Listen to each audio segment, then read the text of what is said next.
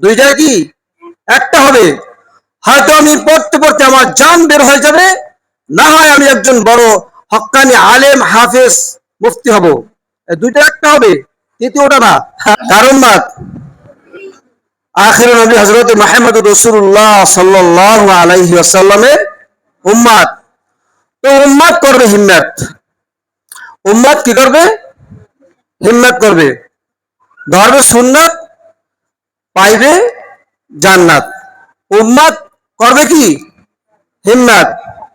এখন আপনাকে প্রত্যেকটা কাজের মধ্যে হিম্মত রাখতে হবে, ইচ্ছা শক্তি রাখতে হবে। হিম্মত নাই, মাদ্রাসায় পড়ে বড় আলেম হবে, মুহাদ্দিস হবে, একজন বিশ্বজয়ী হাফেজ হইতে চায়, কিন্তু কোনো হিম্মত নাই, কোনো চেষ্টা নাই, ইচ্ছা নাই, ইরাদা নাই, তাহলে কি সম্ভব? এজন্য বলা হয়েছে যে উম্মতের কি করতে হবে? হিম্মত করতে হবে। আল্লাহ তাআলা বলেন যে ওমান আরাদাল আখিরাতা ওয়া সাআ লাহা সাইয়াহা, যে ব্যক্তি আখিরাতকে চায় সে যেন চেষ্টা করে, চেষ্টা করার মতন।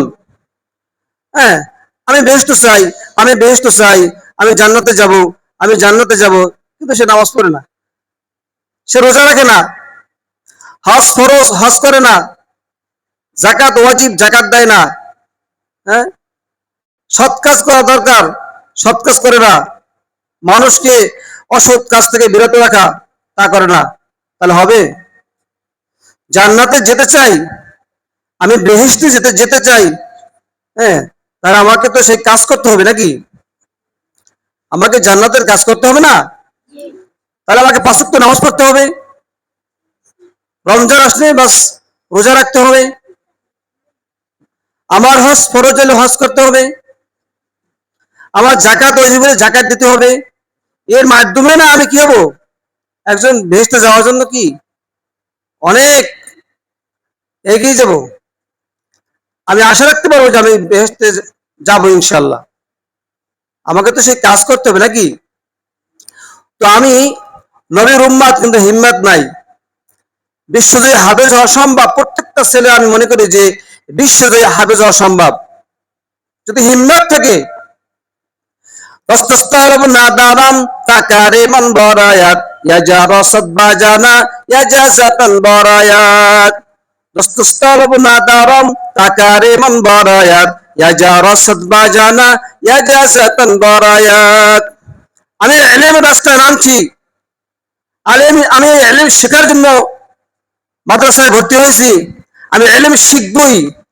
আমি হয়তো বা পড়তে পড়তে আমার জান বের হয়ে যাবে, না হয় আমি ইলম শিখে বড় আলেম হব। দুইটার একটা, তৃতীয় রাস্তা হবে না।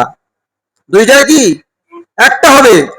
হয়তো আমি পড়তে পড়তে আমার জান বের হয়ে যাবে, না হয় আমি একজন বড় হক্কানি আলেম হাফেজ মুফতি হব। দুইটা একটা হবে, তৃতীয়টা না। আমি পালিয়ে যাব, সেটা হবে না। আমি ব্যর্থ হব, সেটা হবে না। পারি না, সে কথা আমার মুখ থেকে আসবে না। পারিব না এ কথাটি বলিও না, একবার না পারিলে দেখো শতবার। 10 জনে যা পারে আমিও তাহা পারিব, পারিব না কেন ভাবো একবার। যারা তলবে ইলম, যারা শিক্ষার্থী, তাদের মুখে না শব্দ আসবে না। তাদের মুখে কি না শব্দ আসবে? কেন পারি না? আমার কোন জায়গায় ব্যর্থ? আমার কি আমল কম, নাকি আমার মেহনত কম, না ওস্তাদের নেক নজর কম আমার দিকে? আমার কোন রাস্তা আমার ব্যর্থতা আছে? আমাকে সেই রাস্তা খুঁজে খুঁজে বের করতে হবে, তাহলে আমার ইলম শেখা সহজ।